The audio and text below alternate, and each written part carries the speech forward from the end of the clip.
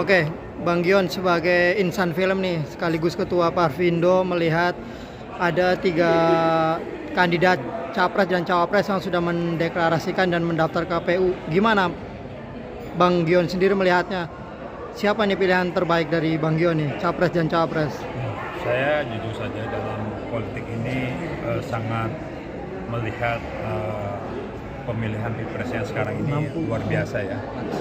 Ada merupakan suatu atraksi politik yang memang dibangun untuk membuat kita sekedar untuk wow, yang mungkin yang tadi tidak disangka-sangka menjadi yang ibaratnya yang nggak mungkin jadi mungkin, yang mungkin jadi nggak mungkin gitu kan. Kalau saya secara pribadi melihat pemimpin yang nanti akan jadi, menurut saya adalah orang-orang yang pemimpin yang tidak disangka-sangka,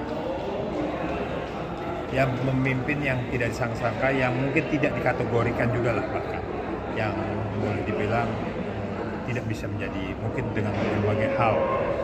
Tetapi saya secara pribadi sebagai seorang pernah jadi ketua umum Gema Prabowo, saya sangat mendukung beliau karena terus terang saja bahwa Pak Prabowo mempunyai visi yang bagus. Tetapi saya mempunyai institusi yang berbeda juga, yang mungkin dalam hati yang tadi saya bilang, yang mau jadi menjadi presiden nanti adalah orang yang tidak disangka-sangka, dan sesuatunya nanti ada secara manuver politik yang dia bangun untuk bagaimana mengeluarkan suatu visi misi dan membuat sesuatu ada boleh bilang apa ya, branding yang terbaik. Artinya ada sesuatu yang bilang, wah ini pemimpin yang bagus nih. Karena kita harus tahu, pemilihan presiden ini belum membuahkan visi dan misi. Harus ingat itu. Baru cuma program ya. Ketika nanti dilihat di depan nanti sebelum pemilihan itu akan terlihat. Jadi kalau saya pernah di Hanura juga kan, pernah saya wakil ketua DPD Hanura, saya pernah juga di Golkar, di Sekjen Warga Jaya gitu ya. Bagaimanapun saya sudah beberapa kali di partai dan pernah jadi di Pak Prabowo juga, dan sekarang pun saya tidak ikut siapa-siapa.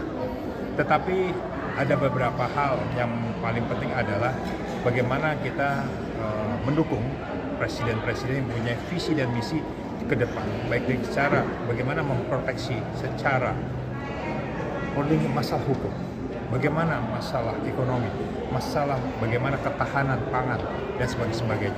Itu harus punya program yang terlihat. Dan kita lihat jejak digitalnya, mana yang positif, mana yang negatif. Itu yang harus kita lihat. Artinya melihat 3 pasang figur ini belum ada yang menggambarkan bahwa akan menjadi presiden. Mungkin mendekati aja deh, kita lihat yang mendekati siapa. Karena kita tidak bisa lihat populis saja. Karena pemilihan presiden sekarang harus punya secara implementasi yang tadi hal. Bagaimana dia mempunyai langkah visi yang tadi saya bilang, mengembangkan sumber daya ekonomi yang besar, bagaimana bisa mempunyai cara bukan mengikis korupsi lah. Kita bicara bagaimana penegak hukum ini bisa yang terbaik. Saya lihat memang ada di sini, ada orangnya ya, kayak Pak Mahfud ya.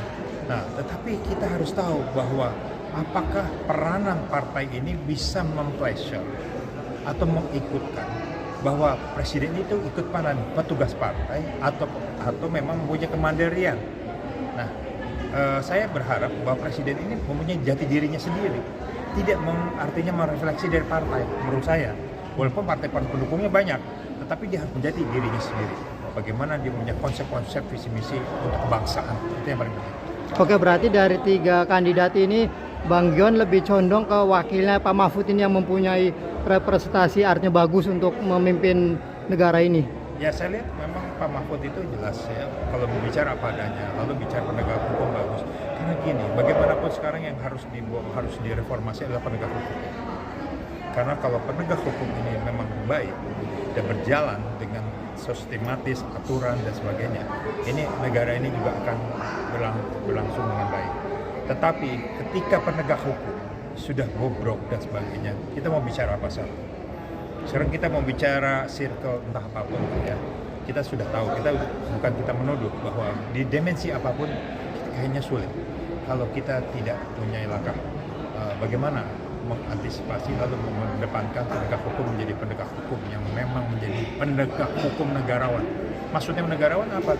Penegak hukum yang memang melihat bahwa dia memposisikan bahwa dia seorang abdi negara. Itu.